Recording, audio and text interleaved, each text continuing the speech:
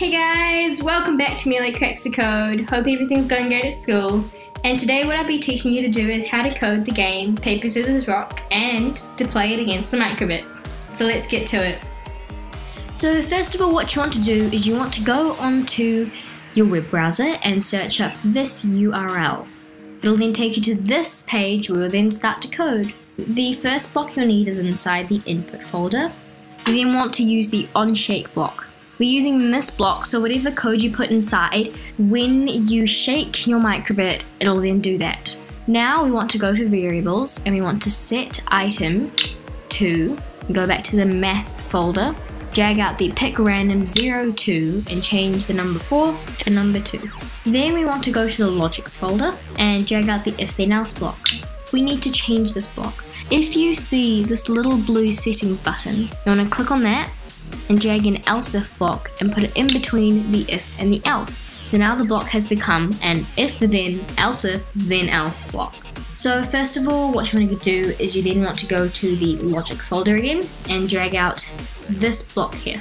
And come to the variables folder and drag out the item variable and change the number 0 to a number 1. Then you want to duplicate this block by right clicking on it and pressing duplicate. And you're going to put that next to the else if and change the number 1 to a number 2.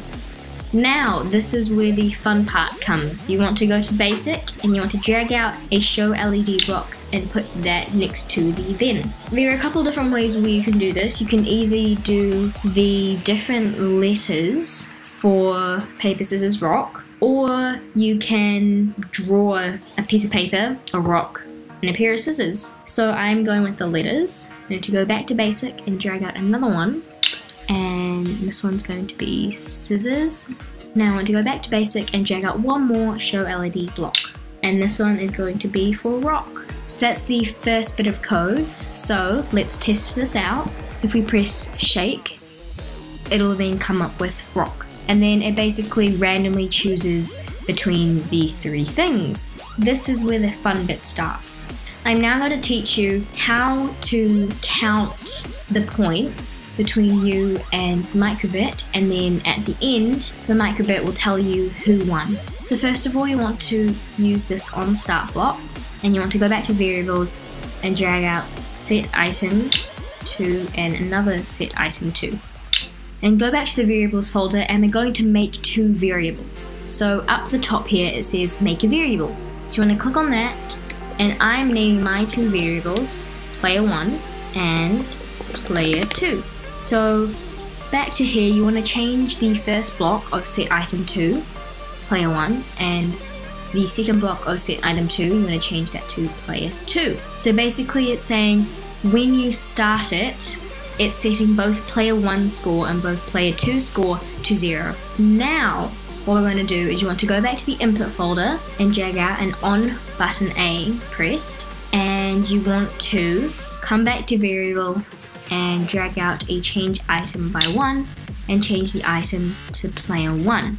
You're then going to duplicate this by right clicking and pressing duplicate, but change A to B and player 1 to player 2. You can see on this microbit here, if you press button A, it'll then add a point to player 1 score.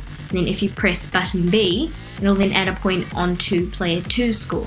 Basically, you can't see who's won and how many points you or the microbit have. So this is where the next bit of code comes up. You're going to go to input and you're going to drag out on button A pressed, but change A to A plus B. Now what you want to do is you want to come back to the logics folder and you want to drag out an if then else block.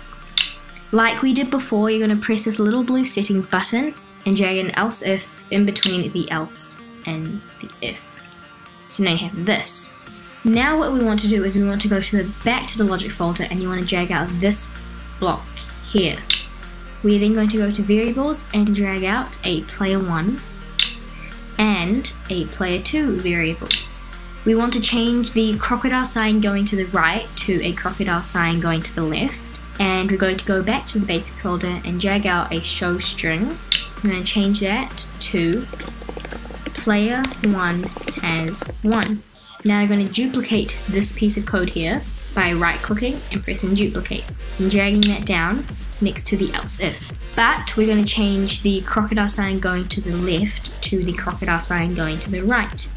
And we're going to duplicate this show string block by right-clicking and pressing duplicate, and changing from player 1 has 1 to player 2 has 1.